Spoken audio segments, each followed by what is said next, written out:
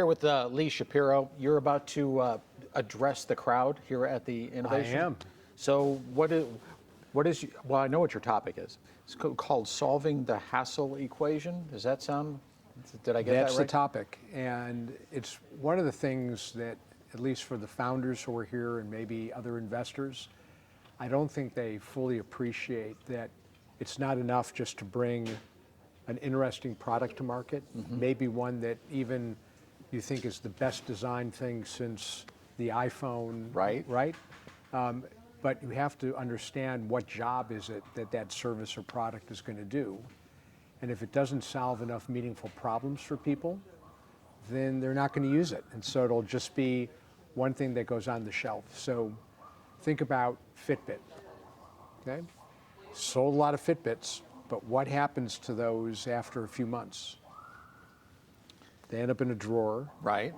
They're not charged anymore, and when you clean out that drawer, you might say, I remember I used to use this for a while. I was tracking my steps, but now it doesn't mean so much anymore. So even something beautifully designed that could be meaningful for a period of time, it needs to find a way to be integrated into someone's life in order to be able to have the impact, especially in healthcare, that we're trying to achieve. So this is more of that long-term thinking that I have been hearing is kind of in short supply across the health IT spectrum right now.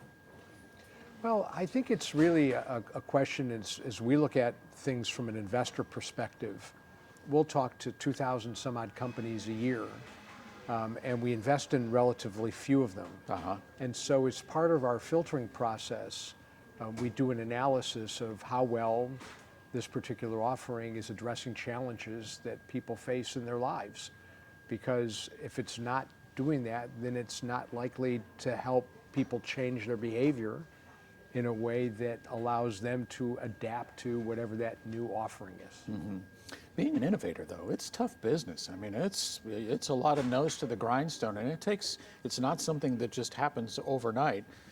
I can also see where you would look at somebody's innovation and say, if you just do this, this, and this, you might really be onto something, and that probably happens as well. Well, it happens quite a bit, and there have been a number of times where we've come in as a fund to work with a founder to say, there's a seed of something here, but let's think about what else can be packaged with this or offered with this in a way that makes it more likely that you'll get people to use it, that you'll get people to pay for it. That's not necessarily the same thing, because in healthcare, we don't pay for a lot of our own care.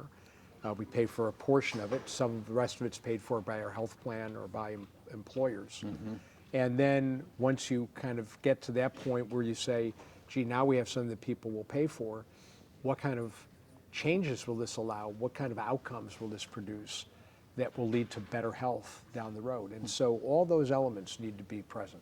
A year ago at this conference, people were talking about AI in terms of its potential. And then they kind of had a version of it and they were using it, but it wasn't really being very productive, but everybody felt they needed to be on board with it. And today I'm hearing left and right that it's not only should you be using it, but it is not even that big of a deal anymore. It's like, okay, show me how it's working and going to work. Yeah, I may be a little bit of a contrarian here, okay, from some of the other things you've been hearing. I prefer kind of real intelligence to artificial intelligence. Right. And I'm not sure that we've reached the point yet with regard to artificial intelligence that it's going to be accepted on the clinical side of healthcare delivery. I think there's a lot of great things that can be done with regard to administrative roles. And I think the advances are going to continue to allow it to be adopted to the point where both doctors and patients trust it. But there's a lot of learning that has to go into it first. And we're starting to see some signs of that. But I can't say to you with a straight face sitting here right now that I think that everybody should be using it for clinical delivery. I think it's still early in that regard. Yeah, the example that stuck with me was the gentleman who talked about people in the process and the blood draw. And it starts with a person, and eventually it does end with the person because that's the focus of all care is the patient. but then I think back to what we were saying a year ago to today, and it seems like we've actually, just in the last year, come a really long way.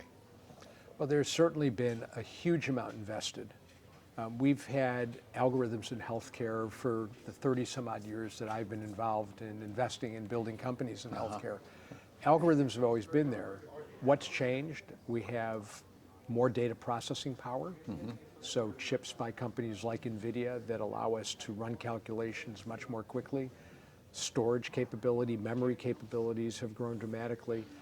And the availability of quality data is there, but it's not yet fully there. I mean, we don't have data that's representative of all the populations who might be impacted by healthcare. Clinical trials results, as we know, have been skewed for many years. Women weren't included in clinical trials. Right. People of color weren't included in clinical trials. So if you're using that data to make decisions for clinical results, you're missing an important critical element of the equation that has to be made up for in some way. So these models still have some learning to do before, again, they can really be relied on as being a source of truth for healthcare delivery. Did you hear anything in there today that you thought to yourself, ooh, I need to follow this? Well, certainly we follow a lot of the very interesting trends in healthcare, and like you were mentioning with regard to AI, we think it's something that's important to be there. Again, I think of where we're going with artificial intelligence as similar to where we were many years ago with the internet, similar to where we are today with regard to cloud services.